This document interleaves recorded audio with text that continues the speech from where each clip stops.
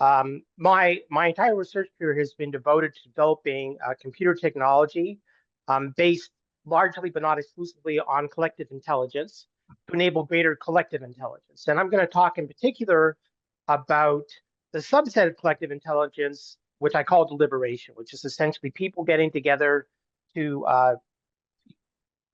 come up with a solution to a problem. And the first point, just to connect to the session, I think we're talking about effective action-oriented organizations. And I think that to work well, they need excellent collective deliberation. Why?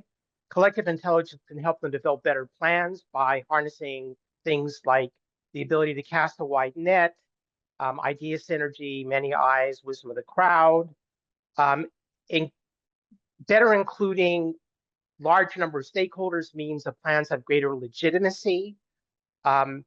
More people being involved in developing ideas tends to lead to greater alignment and therefore better execution of the plans by the organization. So there's a lot of good things that come from including, as broad a swath as possible of your experts and stakeholders.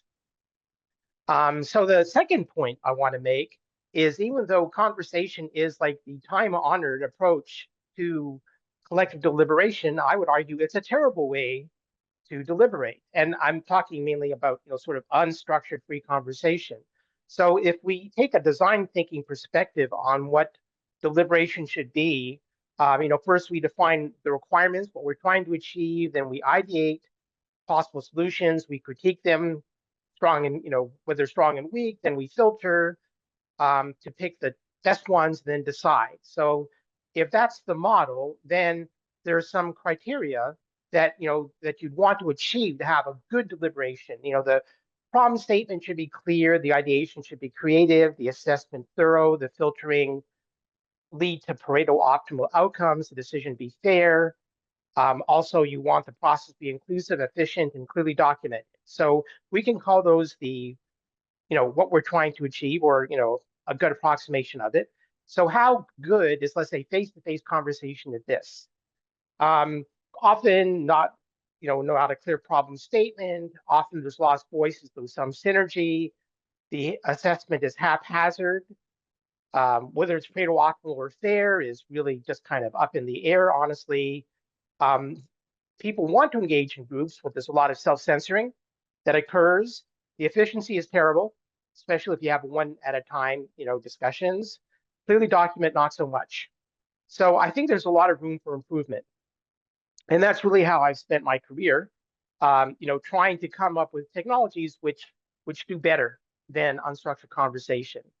And so since that's such a big topic, I'm just going to focus on one particular piece, which is, I believe that AI and collective intelligence can work together to help achieve those technologies. And so I'm just going to give you some lessons that I've developed from doing this work. First of all, I think that collective intelligence can provide a well-founded normative model of how collective deliberation should work. It should provide us, sequence of steps and processes that are better than unstructured conversation. And this could be built, I've been building it on things like design thinking and, various CI principles like the Condorcet-Jerry theorem. And it should, I believe, allow people to work in parallel, asynchronously, and in a very scalable way. So CI can give us guidance on how, what this normative model should be. And of course, this could be applied even if you didn't have computers. It's just sort of a set of ideas. And then AI, and particular LLMs, can obviously supercharge this by providing an enormous amount of relatively generic knowledge. 30 seconds remaining. It can provide, building blocks for answers. It can help people deepen their answers through providing questions and critiques. And then people we can use for depth, because a huge fraction of our knowledge is not on the public web and isn't even on any web. About 10% of the web is public, and then probably, a huge amount of what's in our head is not on any web. So people can provide the depth, the specialized local knowledge, and the creativity, which seems to be kind of a mysterious thing that people can do and computers cannot yet do. And then AI can be used to facilitate the deliberation processes, engaging both LLMs and people to facilitate it so it works at scale.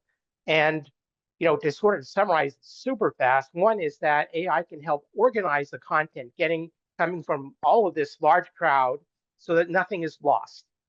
And second is that it can help optimize the process so that we don't wander sort of aimlessly in the forest, but the system is guiding us towards the ideation and filtering steps that help us get to the best solutions as soon as possible.